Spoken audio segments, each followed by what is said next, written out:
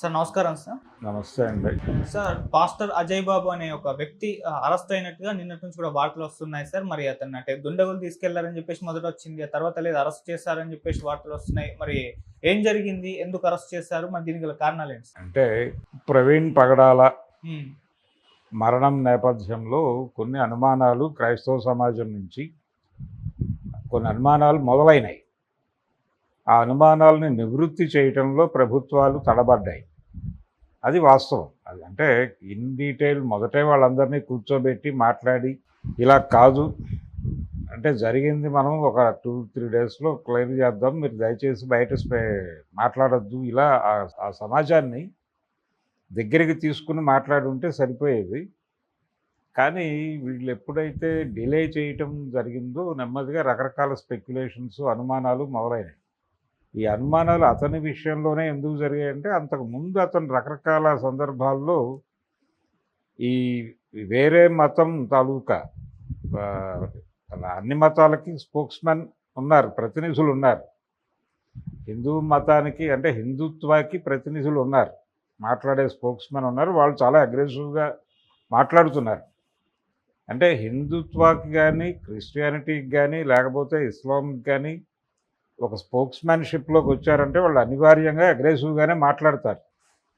ఎందుకంటే వారు రిప్రజెంట్ చేసేటువంటి మతాన్ని అక్కడ దాన్ని నిలబెట్టడం అనేది వాళ్ళ బాధ్యతగా భావించి ఆ రంగంలోకి ఎంటర్ అవుతారు. కాబట్టి అనివార్యంగా వాళ్ళు అగ్రెసివ్గానే ఉంటారు. అగ్రెసివ్ భాషలోనే నడుస్తుంది అది. ఆ ధోరణిలోనే ఈయన హిందుత్వవాదులతో తలబడ్డాడు. 3-4 డిస్కషన్స్ అందుకంటే ఎక్కువే జరిగినాయేమో కూడా. ఈ జరిగిన సందర్భంలో అటునుంచి కూడా చాలా పెద్ద పెద్ద మాటలు దొర్లినాయి. హిందూ సమాజంకి రిప్రజెంట్ చేస్తున్నామని చెప్తున్నటువంటి హిందుత్వ ప్రతినిధులు కూడా చాలా దూకుడుగా మాట్లాడినటువంటి సందర్భాలు మనకు తెలుసు. అంటే వాళ్ళని ఇంటర్వ్యూలు చేస్తున్నటువంటి యాంకర్లే ఉలిక్కిపడే పద్ధతిలో రాధా మనోహర్ దాస్ లాంటి కొంతమంది మాట్లాడటం మనం చూసాం. ప్రొవోక్ చేసే పద్ధతిలో ఎక్కడైనా సరే ప్రొవోక్ చేయటం అనేది కరెక్ట్ కాదు, ఎవరు చేసినా తప్పే. ఈ ప్రొవోక్ చేయటం అనేది ఎప్పుడైతే జరుగుతుందో అటునుంచి కూడా అదే లెవెల్లో సమాధానం చెప్పే ప్రయత్నం జరుగుతుంది. ఆ సమాధానం చెప్పే బాధ్యత తాను తీసుకున్నట్టుగా పగడాల ప్రవీణ్ కనిపించాడు ఓ దశలో. కనిపించినప్పుడు ఆయనకు ఒక విడిగా అభిమాన గళం మొదలైంది. గళం అంటే ఆయన సపోర్ట్ చేస్తూ మాట్లాడేటువంటి సెక్షన్ ఒకటి తయారైంది. ఆ మాట్లాడేటువంటి సెక్షన్లో ఉన్నవాడే ఇప్పుడు అరెస్ట్ అయినటువంటి ఇతను అరెస్ట్ అయ్యాడు అనేది క్లియరే. దానిలో అంటే అతని మీద కేసులు నమోదయ్యాయి. కేసులు నమోదైన సందర్భంగా పోలీసు వారు తీసుకెళ్ళి విచారిస్తారు, అది అనివార్యం. వెళ్ళిన తర్వాత వారి సమాధానాలతో పోలీసు వారు సంతృప్తి పడకపోతే వారిని రిమాండ్కి తరలించుట కూడా జరుగుతుంది, వాయిదాలకు వెళ్లాల్సి ఉంటుంది. ఆ ప్రోగ్రాం లీగల్గా నడుస్తుంది. కోర్టు ఎలా రిసీవ్ చేసుకుంటుంది కేసు అనేది చూడాలి. గతంలో ఇలా అరెస్ట్ అయినటువంటి వాళ్ళు ఉన్నారంటే మతపరమైనటువంటి ఉద్రిక్తతలు రెచ్చగొట్టే విధంగా వీళ్ళ వ్యాఖ్యానాలు ఉన్నాయి అనేది కోర్టు భావిస్తే వేరేగా ఉంటుంది. ఈ కేసులు పెట్టడం అనేది కొత్త ఏం కాదు. కేసులు పెట్టడం అనేది జరుగుతోంది మొదటి నుంచి. పెడతామని బెదిరించటాలు జరుగుతున్నాయి. ఇది ఒక కేసు నమోదైన తర్వాత అరెస్ట్ చేసి విచారణ జరపటం అనేది పోలీసుల బాధ్యత. కాబట్టి ఆ బాధ్యత ప్రకారమే అరెస్ట్ చేస్తే చేసి ఉండొచ్చు. కానీ కోర్టు ఎలా రియాక్ట్ అవుతుంది ఈ కేసుల పట్ల అనేది చూడాలి. గతంలో కత్తి మహేష్ను కూడా ఇలాగే అరెస్ట్ చేశారు.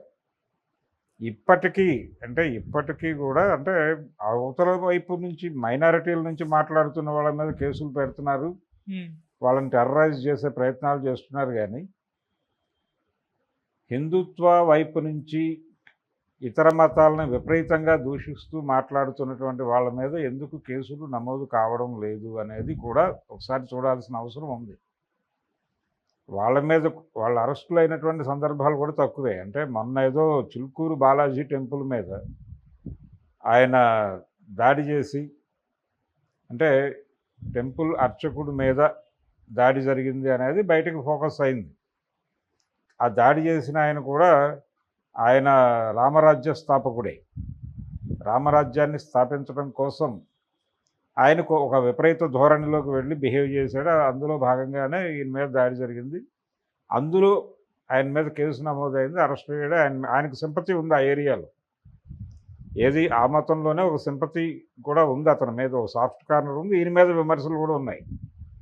ఫైనల్గా అతను బెయిల్ వచ్చింది, రిలీజ్ అయ్యాడు. కాబట్టి ఇందులో అంటే ఎందుకు వీళ్ళు తక్కువేం మాట్లాడలేదు.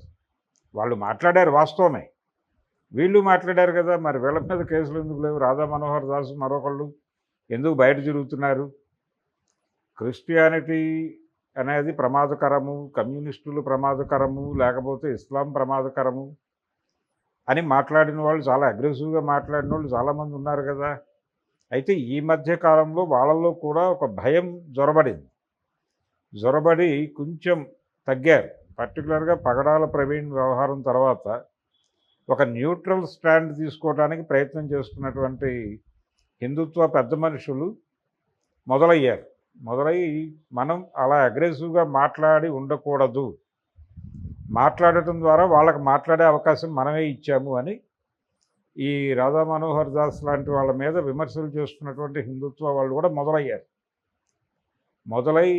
ఇది ముందే ఉండాలి కదా. ఎందుకు రెచ్చగొడుతున్నారు అంటే వాళ్ళ వైపు నుంచి ప్రమాదం ఉందని జనాలకి చెప్పటం తమ బాధ్యతగా స్వీకరించారు.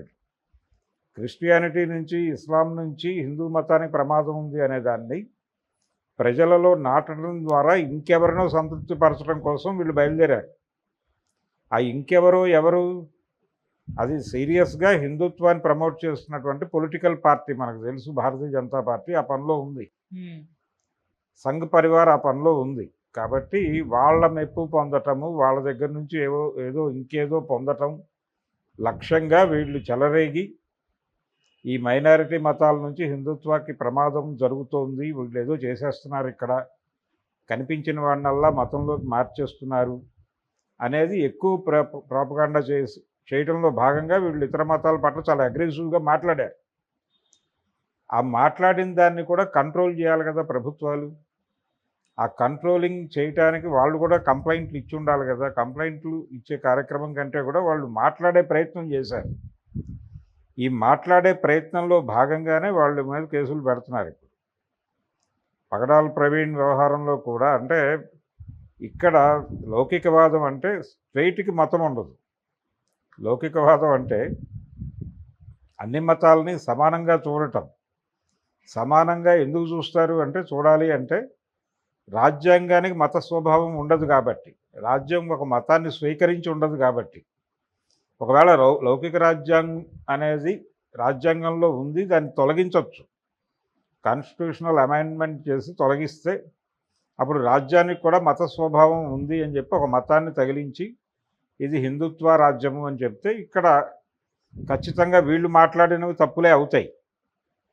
కానీ ప్రొవోక్ చేయటం అనే దాని ప్రాతిపదికన ఇప్పుడు అరెస్టులు జరుగుతున్నాయి.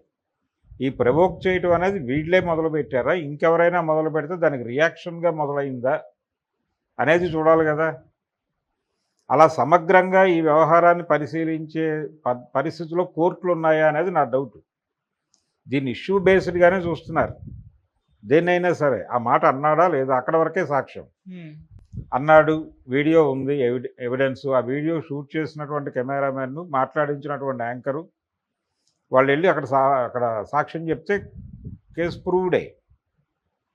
నేను షూట్ చేస్తుండగా అతను ఇలా మాట్లాడాడు, నేను విన్నాను అని వారు సాక్ష్యం. నేను ఆయన ఇంటర్వ్యూ చేస్తుండగా ఆయన అభిప్రాయం ప్రకటించారు అని వారు విట్నెస్గా చెప్పాలి. చెప్పకపోతే ఇది సాక్ష్యంగా చెల్లదు. ఇది సాక్ష్యంగా చెల్లాలంటే వీళ్ళు సాక్ష్యాలు కావాలి. అందుకని వీళ్ళని కూడా కేసులో విట్నెసెస్గా నమోదు చేయక తప్పదు. వాళ్ళకి చట్ట ప్రకారం చేసిన తర్వాత వీళ్ళు కోర్టుకు వెళ్ళి చెప్పాలి, అయ్యా నేను షూట్ చేస్తుండగా వారు మాట్లాడారు, లేదు నేను వారితో ఇంటర్వ్యూ చేస్తుండగా వారు ఇది మాట్లాడారు అని చెప్పేస్తే అప్పుడు దీన్ని అక్కడ వరకే కట్ చేసి ఆయన నేరం చేసినట్టుగా కోర్టు భావించి అతనికి ఒక శిక్ష వేసేస్తుంది. ఇది జరగబోయేటువంటి స్టోరీ. అందుకని నేననేది ఏంటంటే, కోర్టులు ఈ మాట్లాడిన దాన్ని ఆ ముక్క వరకే తీసుకోకుండా ఈ అభిప్రాయాలు ఇలా వ్యక్తం కావడం వెనకాల నేపథ్యం ఏమిటి, అసలు ఈ ప్రొవోక్ చేయటం అనే ప్రోగ్రాం ఎక్కడి నుంచి మొదలై వీళ్ళు మాట్లాడే పరిస్థితి ఇప్పుడు ఎందుకు వచ్చింది? మనం హింసకి ప్రతిహింసకి తేడా చూడాలి కదా. ఒక హింస జరుగుతూ ఉండగా హింసలో ఏదైతే జరుగుతుందో ప్రతిహింసలో కూడా అదే జరుగుతుంది. హింసలో కొంతమందిని టార్గెట్ చేసి చంపుతారు వాళ్ళు. వాళ్ళ నుంచి తమను తాము ప్రొటెక్ట్ చేసుకోవడానికి వాళ్ళని చంపడానికి వీళ్ళు చేసే ప్రయత్నం. ఈ ప్రయత్నంలో కూడా అంతిమంగా జరిగేది హత్యే. వీళ్ళు హత్య చేస్తారు, వాళ్ళు హత్య చేస్తారు. కాకపోతే వీళ్ళు తమని తాము కాపాడుకోవడం కోసం హత్య చేస్తారు. వాళ్ళు తమ అధికారాన్ని నిలబెట్టుకోవడం కోసం హత్య చేస్తారు. ఈ రెండు హత్యల్ని ఒకే గాట కట్టి చూడకూడదు. ఒక ఫైనల్ జడ్జిమెంట్ ఇచ్చేవారు ఈ రెండు హత్యల్ని ఒకే గాట కట్టి చూడకూడదు అనేది మానవ హక్కుల ఉద్యమం అనేక సంవత్సరాలుగా యుద్ధం చేస్తోంది. కాబట్టి అదే పరిస్థితి ఇక్కడ కూడా ఉంటుంది. ఏది?